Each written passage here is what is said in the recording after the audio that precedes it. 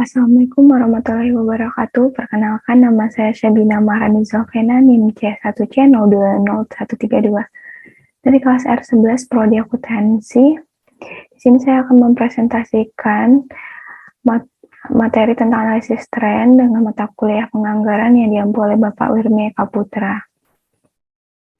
Adapun pengertian analisis tren atau tendensi posisi merupakan teknik analisis untuk mengetahui tendensi keadaan keuangan apakah menunjukkan perubahan naik atau mengalami penurunan. Nah, menurut Mariyati, menyatakan tren adalah suatu gerakan. Lalu tren merupakan gerakan lamban berjangka panjang dan cenderung menuju ke satu arah, menaik ataupun menurun dalam suatu data runtuh waktu. Garis tren pada dasarnya garis regresi dan variabel bebas, X merupakan variabel waktu. Tren garis lurus atau linear adalah suatu tren yang diramalkan naik atau turun secara garis lurus. Variabel waktu sebagai variabel bebas dapat menggunakan waktu tahunan, semesteran, bulanan, atau mingguan. Nah, analisis tren garis lurus atau linear terdiri atas metode kuadrat kecil atau least square dan moment. Adapun manfaat dari analisis tren. Perhitungan analisis tren bermanfaat untuk memenuhi kebutuhan yang berbeda bagi pemakai laporan keuangan.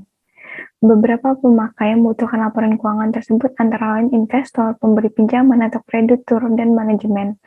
Nah, investor membutuhkan informasi yang akurat mengenai aktivitas maupun posisi keuangan perusahaan, apakah pada masa mendatang menghasilkan laba atau sebaliknya. Lalu ada pemberi pinjaman tertarik dengan informasi yang disediakan oleh perusahaan, khususnya keuangan yang memungkinkan mereka untuk memutuskan apakah dana yang tertanam di dalam perusahaan dapat dibayarkan kembali tepat waktu oleh perusahaan. Lalu ada manajemen dapat terbantu dalam hal tanggung jawab, perencanaan pengendalian, dan pengambilan keputusan berdasarkan hasil analisa. Analisa tren ini bermanfaat untuk menilai situasi tren perusahaan yang telah lalu, serta dapat memprediksi tren perusahaan di masa yang akan datang berdasarkan garis tren yang sudah terjadi itu. Lalu ada jenis-jenis peramalan. Peramalan ekonomi atau economic forecast menjelaskan siklus bisnis dengan memprediksi tingkat inflasi, ketersediaan uang, dana yang dibutuhkan untuk membangun perumahan dan indikator perencanaan lainnya. Lalu ada peramalan teknologi atau technological forecast, memperhatikan tingkat kemajuan teknologi yang dapat meluncurkan produk baru yang menarik, yang membutuhkan pabrik dan peralatan yang baru. Lalu yang terakhir ada peramalan permintaan atau demand forecast, adalah proyeksi permintaan untuk produk atau layanan perusahaan, proyeksi permintaan untuk produk atau layanan suatu perusahaan. Adapun metode ramalan jualan, metode kualitatif. Ramalan jualan yang dibuat secara kualitatif dapat menggunakan metode pendapat para tenaga penjualan, metode pendapat para manajer divisi penjualan, metode pendapat eksekutif, metode pendapat para pakar, dan metode pendapat survei konsumen. Nah, jenis-jenis peramalan yang pertama, metode pendapat para tenaga penjualan menekankan pertimbangan dan keahlian dari para tenaga penjualan. Partisipasi tingkat tinggi dari bawah ke atas sangat ditekankan. Metode ini sering digunakan oleh perusahaan kecil dan perusahaan yang menghasilkan sedikit produk. Lalu metode pendapat para manajer divisi penjualan menekankan pertanggungjawaban dari manajer penjualan daerah atau produk. Variasi dari pendekatan ini berdasarkan pada survei informal dari pelanggan utama perusahaan. Jualan diramalkan atas dasar laporan yang dipersiapkan oleh perwakilan khusus perusahaan yang berkaitan dengan pelanggan. Perusahaan kecil dan menengah sering menggunakan metode pendapat juri dari eksekutif dalam bentuk paling sederhana, menyajikan pertimbangan kombinasi atau pendapat dari eksekutif tingkat atas dalam perusahaan tersebut.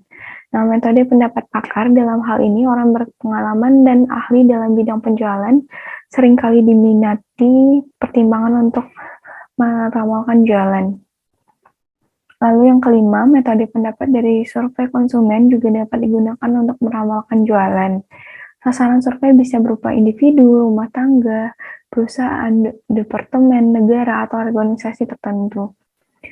Metode ramalan jualan, metode kuantitatif. Ramalan jualan yang dibuat secara kuantitatif dapat menggunakan analisis produk, metode distribusi probabilitas, analisis tren, dan analisis regresi. Analisis distribusi probabilitas dapat digunakan untuk meramalkan jualan dengan cara menaksir variasi produk yang akan dijual, setelah itu memilih angka tertentu untuk membuat kelas interval. dan titik tengah dari kelas interval tersebut dipilih sebagai nilai kelas interval masing-masing. Yang kedua, analisis tren merupakan salah satu metode statistik yang mudah digunakan untuk meramalkan jualan. Lalu analisis regresi juga termasuk dalam metode statistik untuk meramalkan jualan. Analisis regresi terdiri atas regresi sederhana dan regresi berganda. Adapun metode untuk perhitungan dari analisis menggunakan tren. Yang pertama, tren metode momen menggunakan perhitungan statistika dan matematika tertentu untuk mengetahui fungsi garis lurus sebagai pengganti garis patah-patah. Dibentuk oleh data historis perusahaan, dengan demikian unsur-unsur subjektif dapat dihindarkan. Lalu ada metode garis tren secara bebas atau freehand method, menggambarkan tren dengan metode bebas. Ini sangat mudah dan sederhana, tentunya hanya dengan mengamati sebaran data, bisa diketahui kecenderungan garis tren dari pola data tersebut. Nah, tentu saja dengan cara ini hasilnya kurang bisa dipertanggungjawabkan. Lalu ada metode tren kuadrat terkecil atau least square method. Garis tren dalam metode ini diperoleh dengan cara menentukan persamaan garis yang mempunyai jumlah terkecil dari kuadrat selisih data asli dengan data pada garis tren. Nah, metode kuadrat terkecil ini yang paling banyak digunakan dalam analisis deret berskala untuk peramalan bisnis. Lalu ada yang terakhir, metode tren dengan metode setengah rata-rata atau semi-average method. Nah, bergerak membuat tren garis dengan cara mencari rata-rata kelompok.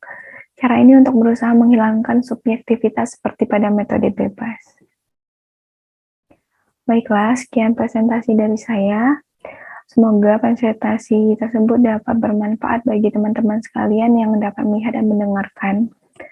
Saya akhiri dengan wabillahi taufiq wal hidayah. Wassalamualaikum warahmatullahi wabarakatuh.